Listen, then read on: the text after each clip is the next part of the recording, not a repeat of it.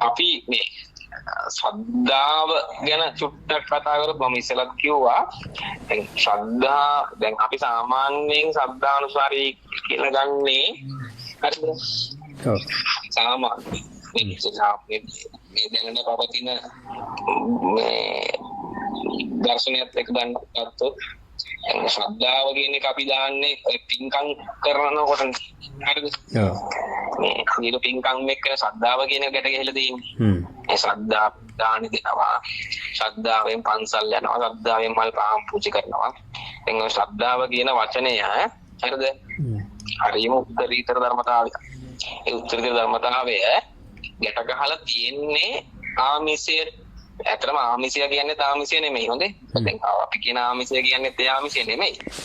මේ ආමිෂයටම තමයි ගැට ගහලා තියෙන්නේ. ඒ කියන්නේ මේ ශ්‍රද්ධා දැන් ඒ මේකෙන් කියන්නේ ඒ දේවල් කරන්න එපා කියන එක නෙමෙයි. හරිද?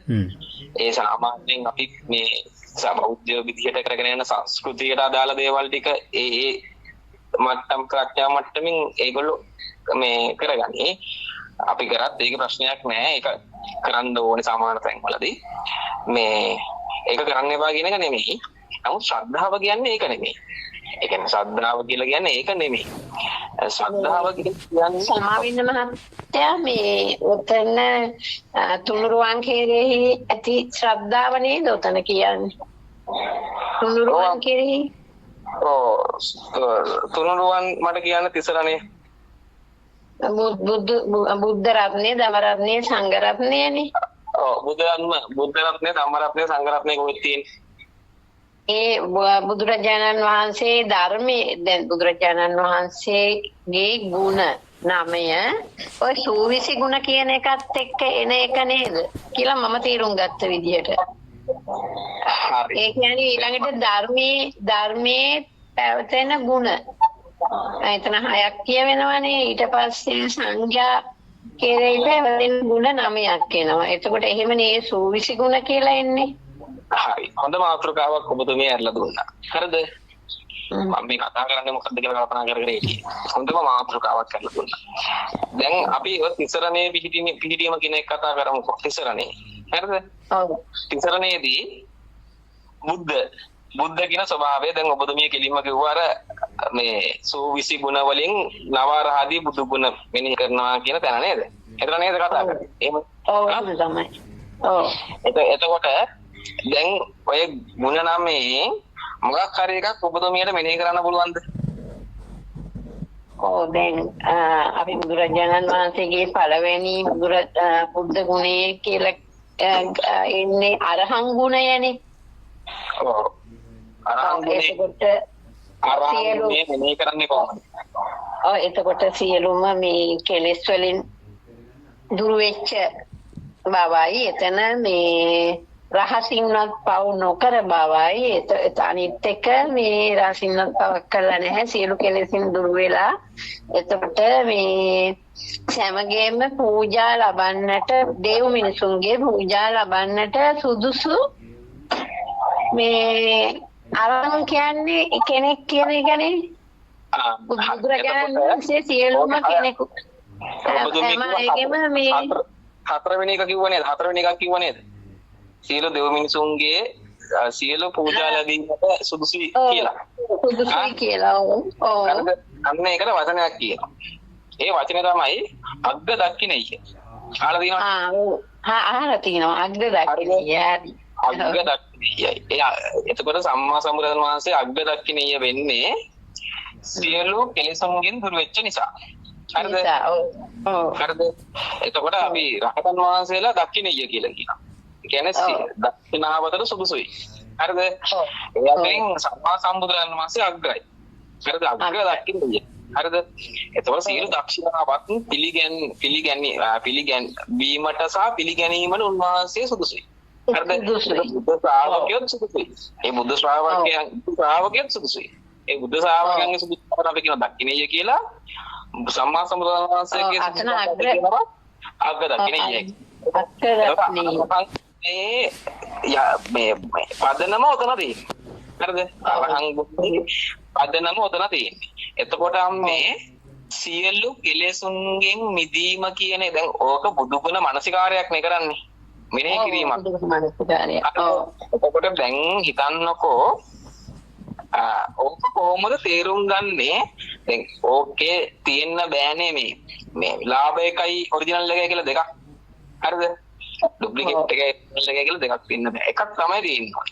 එතකොට මේ බුද්ධ ස්වභාවය හරිද? හොඳට මතක තියාගන්න. මෙතන තිසරණේ කිසිම තැනක පුද්ගල වස්තු පුද්ගල සංඥාවෙන් පණවන්නේ නැහැ.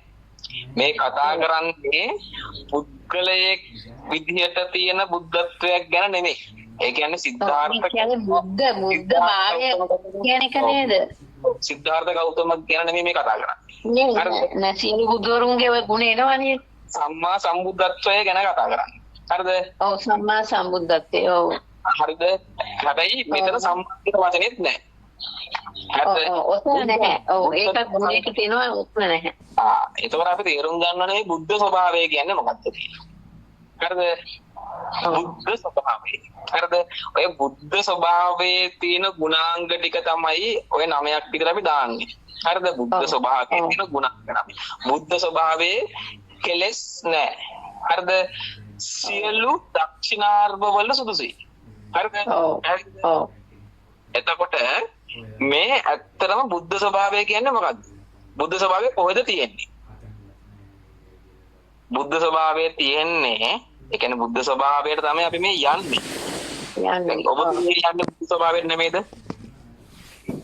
ඔව් ඉතින් නිවන කියන්නේ ඉතින් ඔව් නිවන කියන තමයි මේ කියන්නේ. හරිද? කියන්නේ ඔව් අරහන්ත බුද්ධ කියන තැන තමයි මේ කියන්නේ. දැන් අරහන්ත බුද්ධ, පච්චේක බුද්ධ, සම්මා සම්බුද්ධ කියලා බුද්ධ ස්වභාවය සම්බුද්ධ කියන්නේ බුද්ධ පස්සේ අන්න ඔය තුනම එකතු කරලා තමයි බුද්ධ කියලා කියන්නේ. හරිද? ඒ බුද්ධව දකින්න ඕනේ කොහොමද? ඒ බුද්ධව දැන් ඒ නික්ලේශී භාවය කියලා කියන්නේ මේ අවබෝධයක් නේද? ඔව්. ඒ නික්ලේශී භාවය කියලා කියන්නේ අවබෝධයක් නේ, සත්‍ය අවබෝධයක් නේද? සත්‍ය අවබෝධයකින් නේද නික්ලේශී භාවය? ඒතකොට මේ බුද්ධ ස්වභාවය කියන්නේ අවබෝධයනේ. හරිද? අවබෝධයක් නේ. හරිද? ඒ අවබෝධය ඔබතුමියට අවබෝධය ලබා ගන්න නම් බුදුහාමුදුරුවෝ කියන විදිහට බුද්ධත්වයේ දකින්න පුළුවන් කොහොමද අපිට? ඒ කියන්නේ ධර්මය දැකීම බුදුරජාණන් වහන්සේ දෙවනි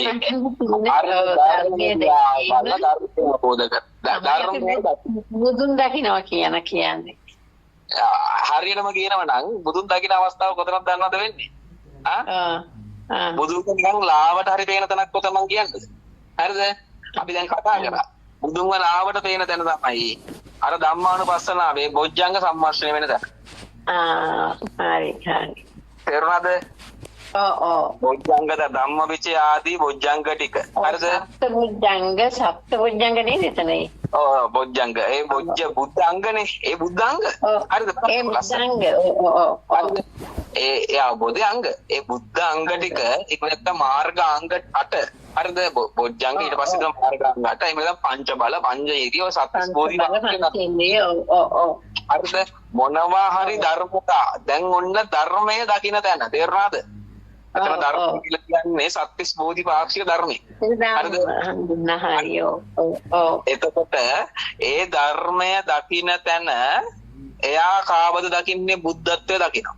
තේරුණාද? බුද්ධත්වය දකින්න. ඔව්. එතකොට අම්මට පුළුවන් ද ධම්මවිචය සම්පූජ්ජක්කේ දකින්න ඒක නැතුව? ඒක උපදවා ගන්න නැතුව? ඒ ධර්මතාවය උපදවා ගන්න නැතුව දකින්න බැහැනේ. පස්සද්ධිය දකින්න පුළුවන් ද පස්සද්ධිය වෙන්නේ නැතුව? ඒ ඔක්කොම එකට යන්නේ ඔක්කොම ගුණාංගනේ. ඒ ගුණාංගය තමන් තුළ හට ගැනීමම නේද ධර්මයේ දකින්නවා කියලා කියන්නේ. ධර්මයේ දකින්නවා කියලා කියන්නේ. එතකොට ධම්මානුසාරී කියන්නේ ඔය ධර්මයේ දැකීමනේ. යන්න හරි. දැන් තේරෙනවද? ඔය වචන දෙක බලන්න ඕනේ. හරිද? තේරෙනවද? වචන දෙක හොඳට බලන්න. හරිද? පටලවා ගන්න එපා. මේ බුදු ගුණ මානසිකාරය කියලා දැන් ඔය කියන එක නෙමෙයි බුද්ධානුස්සතිය කියන්නේ. හරි බුදු ගුණ. බුද්ධානුස්සතියක් කරන්න නම් තමන් හරිද ඒ කියන්නේ බුද්ධානුස්සතිය කරන්න නම් බුදුන්ව දකින්න බෑ හරිද බුද්ධත්වයට දකින්න ඕනේ බුද්ධ ස්වභාවය අවබෝධයේ ස්වභාවය දකින්න ඕනේ ඒක එල්ලිගේ පිළිම වලින්වත් හරිද නෑ දැන් අර වක්කදී ආමුදුරන්ට කිව්වේ බලන්නකොට හරිද මේ කයිදියා බලන් ඉන්න එපා ධර්මයේ තුලින් දකින්න කිව්වේ එතන ඔයා මේ කියන්නේ ඒ න්‍යායෙන් අපි හරිද ඒ න්‍යාය කියන්නේ එතකොට අර ධම්මානුපස්සනාවේදී ධර්මයේ දකින්න තැනදී තමයි යාට ප්‍රථම වතාවට බුදුන්ව පේන්නේ. ලාවට හරි තේරුණාද? ඔව් තේරුණා. සතිපට්ඨානය වඩින තැන යෝනිසෝ මානසිකාරය වඩන තැන තමයි යාට බුද්ධ ධම්ම දෙකම වඩින්නේ. හරිද? එතකොට බුද්ධ ධම්මයේ ඉඳන් ධර්මයේ ඉඳන් බුද්ධත්වයේ දකින්න. ඒ ධර්මය හරහා බුදුන්ව දකින්නකොට එක්තරා අවස්ථාවකදී එයා සංඝ වෙනවා. නැද්ද? හරිද? හරිද? එක්තරා අවස්ථාවේදී සෝවාන් සකෘදාගාමි අනාගාමි ආර්යයන් මෙන්න මේ සීක ආශේක ශ්‍රාවක බුද්ධ ශ්‍රාවක බවටපත් වෙනවා. අන්න සංඝ රත්නේ. හරිද? ඔන්න ඔක හොඳට අවබෝධ කරගන්න. හරිද? කිසිම කෙනෙක්ට මේකට අභියෝග කරන්න බෑ. මේ ඔතන තමයි කියන්නේ. හරිද? තිසරණය වෙන්න කිසිම තැනකින් හොයාගන්න බෑ. Taman තුලින්ම තමයි තිසරණය. එතකොට දැන් අපි පිළිම හදලා හරි චෛත්‍ය හදලා හරි මොකක් හරි ඒ විදිහ එකක් තියෙන්න ඕනේ. ඒක තියෙන්නේ මේක අවබෝධ කරගන්න තරම් ශක්තියක් නැති කෙනෙක්ට. හරිද? මේක අවබෝධ කරගන්න තරම් එහෙම මට්ටමක් නැති කෙනෙක්ට මේකේ අනුභවයෙන් යම්කිසි හොලක් කරගන්න. හරිද? දැන් මේ බුද්ධත්වයේ දක්ෂිනාරම භාවයක් තියෙනවනේ. හරිද? ඒ දක්ෂිනාරම භාවයෙන් එන අර පොඩි දෙයක් පොඩි ශක්තිය කියන්නේ එතනින් එයා අනුභවයෙන් සටක් කරගන්න. හරිද? එහෙම සටක් යාර කරගන්න පුළුවන්. හරිද? තේරුණාද? ඒ අනුභවයෙන් යාට කරගන්න පුළුවන්. අය බුදුහාමුදුරුවෝ ඒක නෙමෙයි කියන්නේ. අනුභවී වලටපත් කියන්නේ. හරිද? මේ අර හීනයානෙට යන්නේ නැතුව මේක තමයි මහායානෙ. මහායානෙ. හරිද? ඒ කියන්නේ බුද්ධත්වයටපත් වෙන්න. හරිද? ධර්මයේ තුලින් ධර්මයේ කළ බුද්ධත්වයට දකින්න බුද්ධත්වයටපත් වෙන්න මේ කියන්නේ අවබෝධය ලබන පුද්ගලයාට අපි සංඝ කියලා කියනවා. තේරුණාද? අවබෝධ ලබන කෙනාට තමයි සංඝ කියලා කියන්නේ. අවබෝධයේ බුද්ධත්වයේ හිටින කෙනා. බුද්ධත්වයේ අවබෝධයේ නවතින කෙනාට අපි සංඝ කියලා කියනවා. ආයෙත් එන්නේ නැහැ. තේරුණාද? ඒක බුද්ධත්වයේ මෙහාට අර කෙලෙසන මට්ටමට එන්නේ නැති කෙනාට අපි කියනවා සංඝ කියලා. හරිද? එතකොට ඕක තමයි තිසරණ සරණ වෙන්නේ. ඕක තමයි තිසරණේ යන්නේ. හරිද? බුද්ධං සරණං ගච්ඡාමි ධම්මං සරණං ගච්ඡාමි සංඝං සරණං ගච්ඡාමි කියලා කටින් කිව්වට තිසරණේ පිටින්නේ නැත. හොඳටම දන්න. ඒක අවබෝධයම ගන්න ඕක ගැන වාද විවාද කරන්න තේරුමක් නැහැ. ඕක කරලා තමයි ඔය වචන තුන කියලා තමයි මේ රටේ බහුතරයක් මිනිස්සු කරන්න තියෙන ඔක්කොම දහජරා වැටික් කරන්නේ. ඔව් ඒක නම් බෑ. හරිද? ඔතනින් තමයි පංචශීලයේ සමාදන් වෙලා ඉමු කියලා තමයි පටන් අරගෙන වැටික් කරන්නේ. හරිද? ඔය හැමෝම. හරිද? එතකොට මේ අපි ඒක තේරුම් ගන්න ඕනේ. මේ අවබෝධය නැති හින්දා තමයි ඒකේ මට්ටමට වැටිලා තියෙන්නේ. එතකොට බුද්ධානුස්සතිය වඩන්න. හරිද? බුද්ධානුස්සතිය වඩන්න නම් මෙන්න මේ Taman තුළ මේ ප්‍රත්‍යක්ෂ ඥානෙ තියෙනවා. යෝනිසෝ මනසිකාරය කරන එක තමයි බුද්ධානුස්සතිය වඩන්න පුළුවන්. හරිද? යෝනිසෝ මනසිකාරය කරන්නේ නැති කෙනෙක්ට බුද්ධානුස්සතිය වැඩෙන්නේ නැත. ඇත්තටම කියනවා නම් ඔය අනුස්සති 10ම යෝනිසෝ මනසිකාරය කරද්දී වැඩෙන දේවල්. ඔව්. හරිද? දසානුස්සතිය. හරිද? දේවතානුස්සතිය. හරිද? හරිද? ඔය ත්‍යාගානුස්සති, බුද්ධානුස්සති, ධම්මානුස්සති, සංඝානුස්සති, ත්‍යාගානුස්සති, දේවතානුස්සති, උපසමානුස්සති ඔක්කොම අනුස්සති තියෙනවනේ 10ක්. හරිද? අන්තිමට තියෙන දසානුස්සතිය. ඔව්. අන්තිමට ආනාපානසති තියෙනවා. හරිද? ඒ ඇත්තටම උඩ 9ම කියන්නේ 10 වෙනි එකේ නිරූපණය ආනාපානසති. හරිද? ඒක තේරුම් ගන්න එක. මේ එතකොට මේ එකයි එහෙමයි කතන්දර යන්නේ. එතකොට සද්ධානුසාරී කියලා කියන්නේ මේ අර ආමිෂයේ පැත්තට තියෙන ශ්‍රද්ධාව නෙමෙයි. ඒක අපි මුලින්ම ශ්‍රද්ධාව කියන එක තේරුම් ගත්තොත් එහෙම මේ බුද්ධත්වයට තියෙන ආකර්ෂණය. හරිද? බුද්ධත්වයේ විරෝධය පැත්තට තියෙන ඇදීම. හරිද? ඒ පැත්තට යන ගතිය. මම ශ්‍රද්ධාවට උදාහරණයක් කිව්වොත් දැන් මේ රමේ මිස්නේද මාත් එක්ක කතා කරන්නේ. හරි. ඔව් රමේ මිස් දැන් සාමාන්‍යයෙන් වැඩක් කර ඉන්නකොට අපි හිතමුකෝ මේ කොළ කපනවා කියලා, කොළ මිටියක් කපනවා කියලා. හරිද? කොළ මිටියක් කප ඉන්නකොට ඔතන කවුද මේ කොළ මිටිය? මොකද්ද මේ කොළ මිටිය? කවුද කොළ මිටිය කපන්නේ? හරිද? කියලා අර මේ දැන් කොළ ගැන කල්පනා කර කඩෙන් ගත්ත කොළ මිටිය ගැන කල්පනා කර මේක රසලා දන්න ඕනේ ඕම අයෝනිසමනසිකාරය යන්නේ කෙනා. හරිද? එතනට යෝනිසමනසිකාරයට આવොත් කවුද මේ කොළ මිටිය කපන්නේ? හරිද? මේ කොළ මිටිය කපනවා කියන තැනට අර අතනින් එන දැන් අපි අද කතා කරපු මේ කිරීමෙහි කොළ කැපීමෙහි කැපීම. තේරුණාද? ආයේ කායන පස්සේ එකක් නෑන්නේ උතන. හරිද? කැපීමේ කැපීම කියන එක ප්‍රකට කරන්න ගත්තොත්. හරිද? ප්‍රකට කරන්න ගත්තොත් ඔබතුමීට කොළ හම්බෙන්නේත් නෑ, කොළ කපන කෙනෙක් හම්බෙන්නේත් නැති. තේරුණාද? හරිද? එතනින් ගියාම අන්න එතනදී කොළ කපන ගමන් බුද්ධත්වයට දකින්න පුළුවන්.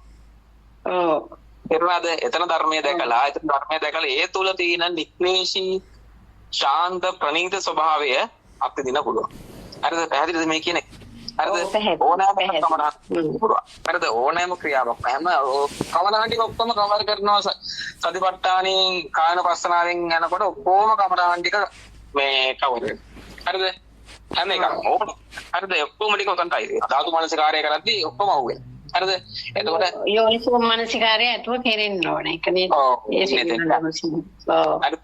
එතකොට සද්ධානුසාරී කියලා කියන්නේ අරම හිතන ගතිය. කොළ කපනකොට කොළ ටික කැපෙනකොට ඒකේ අර සසරත් එක්ක යන්නේ නැතුව මේ කොටු කොළට පිටිය කත්තට යන හොඳයි මේ කොළ මරු එහෙම කිය මේකෙන් හොඳට මේක හදන්න ඕනේ කියලා එහෙම සසර පැත්තට යන්නේ නැතුව හරිද?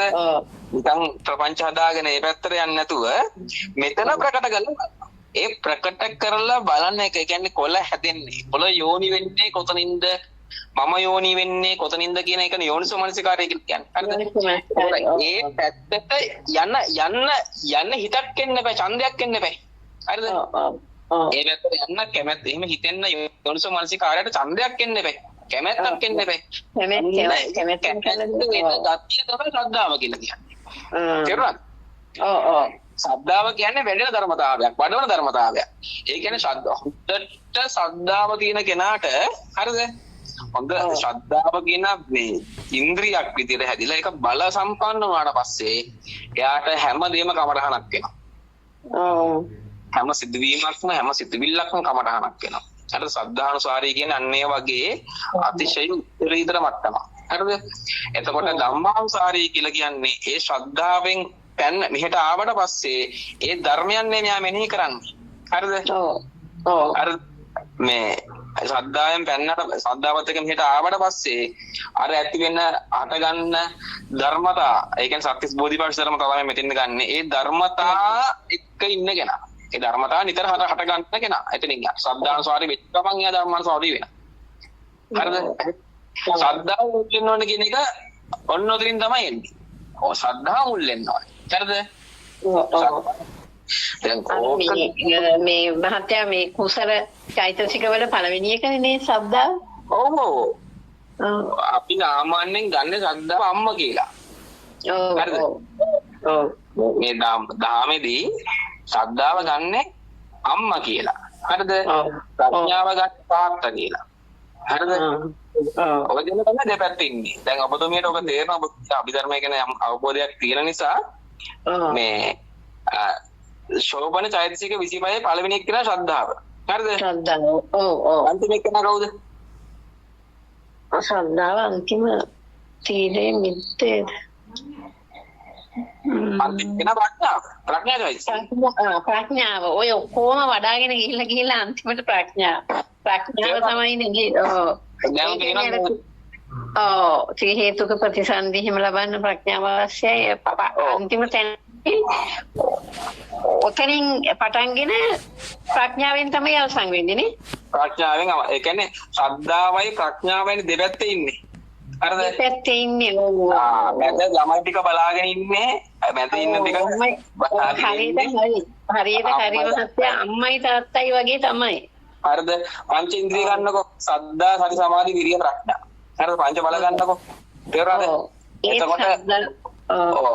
එතකොට දැන් මෙතන මේ සම්පූර්ණ මේ වැඩේ කරන්නේ හරිද? මේකේ මේ ශ්‍රද්ධාව මුල් වෙලා තමයි වැඩි කරන්නේ. ඒක ප්‍රඥාවට ඉන්නේ කොච්චර ප්‍රඥාව තියෙන කෙනෙක් වුණත්. හරිද? කොච්චර ප්‍රඥාව තියෙන කෙනෙක්ට වුණත් ප්‍රඥාවට ප්‍රඥාව කියන ප්‍රකට කිරීමේ හැකියාව. ප්‍රකට කිරීමේ හැකියාව. එතකොට මේ ප්‍රකට කිරීමේ හැකියාව කොච්චර තියෙන කෙනෙක් වුණත් එයා ප්‍රකට කරන්න යන්නේ වෙන දෙයක් නම් එයා මෝඩෙක් වෙනවා. ඒක ප්‍රකට කිරීමක් නැතිව ඥාණයට කිර වෙනවා. හරිද? අර මේක දිග ප්‍රකට කරන්න ඕනේ කියලා හිතෙන්නේ තාත්තට ඉඩ තාත්තට එන්න ඉඩ දුන්නේ මේ පංචේන්ද්‍රිය ධර්මයි පංච බලයි දෙකම එකයිද? පංචේන්ද්‍රිය ධර්මයි පංච බලයි. පංච ඉන්ද්‍රිය කිව්වම ධර්මයේ පංච ඉන්ද්‍රිය කියලා හැගත්න අයට දියුරාට. හොඳයි. ඉන්ද්‍රිය. යන්නේ. හැබැයි බෝධිපාක්ෂික ධර්මතාව ඉන්ද්‍රිය ධර්ම කියලා කියන්නේ ශ්‍රද්ධා, සති, සමාධි, විරිය, ප්‍රඥා.